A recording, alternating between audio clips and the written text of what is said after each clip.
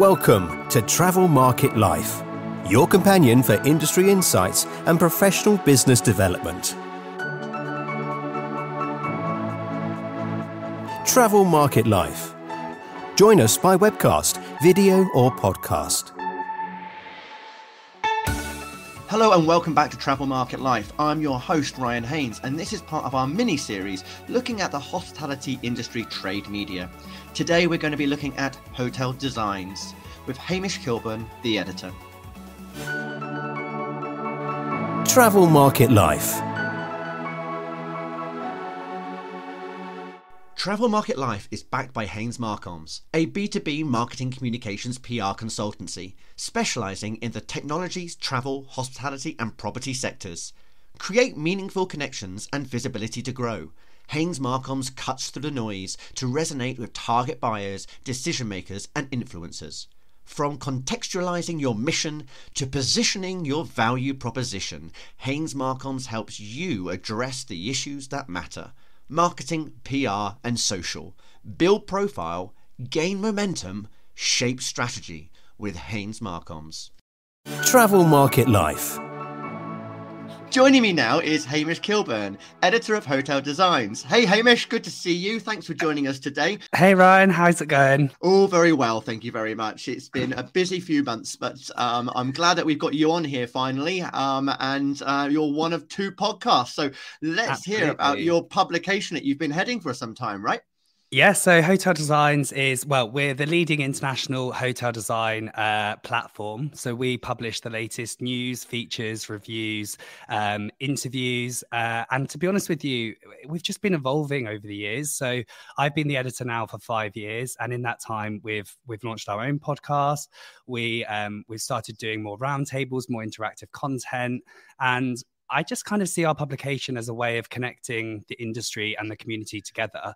And then in recent years, I guess our readership has moved also over to more of a consumer audience as well, sort of really locking in and keeping the sort of business to business sort of style of content. But it's been more relevant for consumers because I think design is becoming more at the forefront of their decisions when they're deciding what hotels to book. So yeah, we kind of cover everything at Hotel Designs. It is fascinating. I mean, I like a good bit of property porn myself. So checking out the latest hotel designs and some of the innovations that has been developed over time. And obviously, it's really where we're seeing sort of some of the trends in both home interiors start to come from, because you've got the big designers now really investing their time in hotel properties. What's some of the particular excitement developments that you've seen in recent years?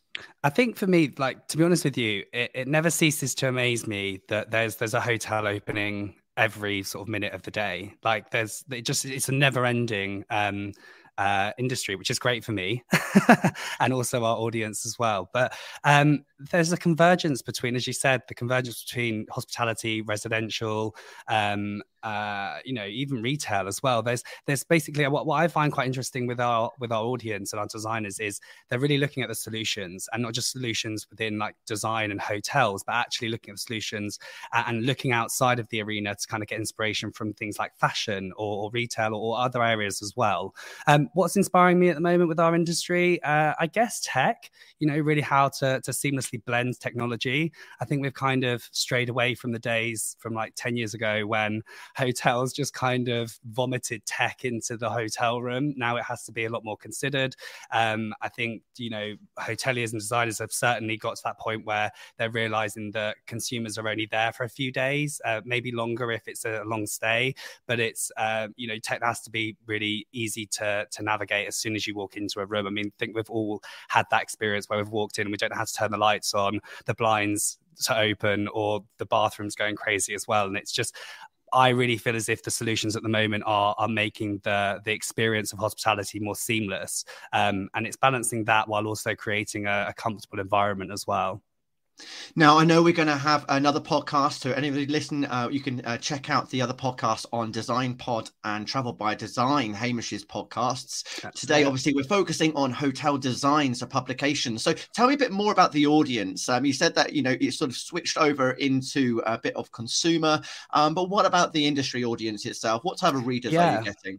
If I'm honest with you, I think, the whole business to business terminology is a little bit dated. I think our audience, designers, architects, hoteliers, even developers, they're time sensitive. Everyone these days, everyone's overworked, underpaid, and always looking for a solution, right? But I feel like our content needs to be educational as well as entertaining. And certainly since I've become editor, I've very much tried to strike that balance with giving our audience something that they want to read, not just that they have to read. So it doesn't just focus on this hotel's opening or this is the latest development within this company. It really focuses on really sort of questioning the design decisions and actually really trying to understand the design narrative behind a hotel. And I think that is what's connecting the audiences together between consumer and business. And at the end of the day, we want our audience to pick up their phones and pick up their laptops when they're not at work to read our content. And that's what we're seeing within our analytics as well. So we've just kind of worked on that trend. But to be honest with you, I would love to say that we've really studied the data, but these developments have just happened naturally. We find that, even our awards that I know we're going to talk about, but even they have evolved over time. And what we saw as a really awesome, original, unique idea, which I think personally is the key to anything in this industry, is to offer something that hasn't been done before. I mean, it's fascinating. I've certainly seen a huge shift in the way that people are consuming content and the type of content that works and doesn't work. We're always constantly thinking, how do we title our podcasts, and what our audience actually accessing, and how do you know who's actually listening? And I think most of the time, for the publications, it comes down to the database. It's having a look at your followers on your LinkedIn, because they're the ones who give you most clear identity as to the titles that are actually sort of following you in the first place. But then when we talk about the topics of interest, hotel openings, the technology, what are the ones that you actually perhaps you've actually built a bit more content in and around in the last few months, because it's really getting those visitors and the readers? I would definitely answer your question, but just as well as that, as well as LinkedIn, I mean, we're owned by an events company and we've used that to our absolute benefit. So we host events all the way through the year. And that for us is the best qualitative research we can get in terms of understanding what our audience want to hear about. One topic that, it comes up time and time again is sustainability. And that's really tricky for us because we don't want to greenwash. We don't want to celebrate greenwashing either.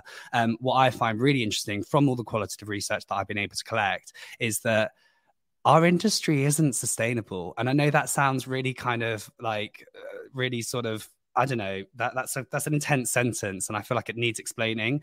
But how can we call our industry sustainable if I sit on a panel discussion and speak to a developer who tells me we're doing this, and this, and then 2 days later I get a press release saying there's 5 hotels opening in the next 2 years?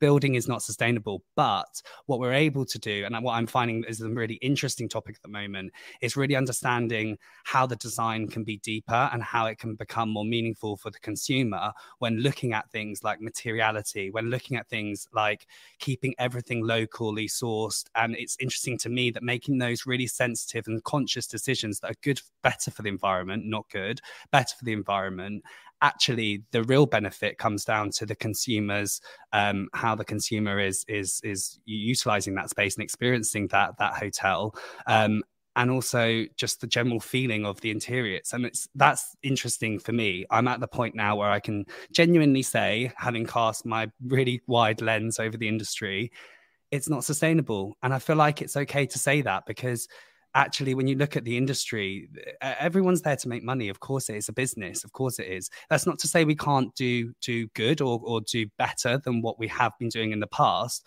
But I think we can only move forward if we come to that realization. And that's kind of what I'm hearing from designers and architects, and hearing from when we do our roundtables, for example. When it comes to being featured in hotel designs, what advice do you give to both hoteliers and suppliers?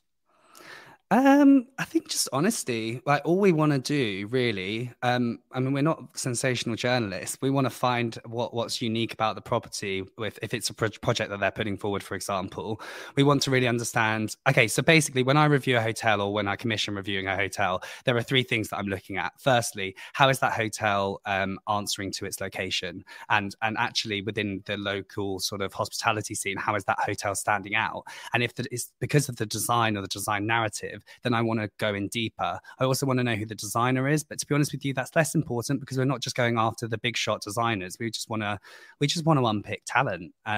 And yeah, so hotels that are challenging conventional approaches to what was done before is the kind of easy answer to that, I guess. Thank you. Now you've got a big, huge event coming up very soon, one that you're incredibly proud of, the awards. Tell us about those for hotel designs. Yeah, so the awards are interesting. So they started off as just being called the Brit List, and we started profiling the top 25 hoteliers and the top 25 designers in the UK right now. And that quite quickly developed into also including architects on that list. So it was a list of 75. And then we sort of introduced the individual awards. So now we have, for this year's campaign, we have 12 awards, and they include, I'm not going to go through all of them, but they include like Interior Designer of the Year, Architect of the Year, Hotelier of the Year. But we absolutely keep the list going. And I think that's kind of been our bread and butter and why the industry kind of resonates with what we're doing in the UK, at least. We are an international audience, but in terms of our events, we're slowly growing internationally, but we've got a really strong network in the UK. And it just makes the event that much more interesting. The other thing that we did was we didn't want to do a sit-down dinner, and we wanted to do something different. And our personalities kind of more like straying towards the nightclub or straying towards like the cabaret venue. So we just kind of wanted to create an evening that is fun for everyone. There is no boundaries on who can network at our events. And that was really the starting block for it. And now it's just turned into this calendar event that, I mean, it's crazy, Ryan. Honestly, it's like an all-night affair, and then we have obviously the awards are there as well. But I think the celebration becomes less on the individual winners. Obviously, they receive their trophy, and it's a big deal. But also at that awards, we unveiled the list, the Brit List. So it's a celebration for all 75 people that have made it onto that list, and then we publish that list and we do interviews and profiles with them, and it's a great research tool for me as well, because all of a sudden, and they're free to enter as well, so obviously the revenue is generated from the sponsors who want to be part of it and be in the room with all of the movers and shakers. And that's just a really natural way to do it. It doesn't feel like we're being greedy at all. We're giving back to the audience, to the industry, and actually we're just able to amplify a fantastic year each year and every year through the designer's lens and the architect's lens and the hospitality industry. It's amazing. It really is. And I have to say, it's not something that we planned to do. Like, it just evolved every year. And I think certainly because we're a website, but also maybe just because of our DNA, we're willing to evolve to the industry's needs that year. And what that's done is just allowed us to kind of grow this concept into something that at times now feels quite uncontrollable. It feels like we've created a bit of a monster, but it's so worth all of the time and effort that we put into it. So the publication can be found at hoteldesigns.net. Hamish, thanks ever so much for the insight into hotel designs today. Thanks, Ryan. So that was Hamish Kilburn, the editor of Hotel Designs, as part of our mini-series looking at the industry, hospitality media. Hamish is going to be coming up talking to us about his podcast as well, so check out that episode in the podcast channel list. I'm your host, Ryan Haynes. Thanks for listening.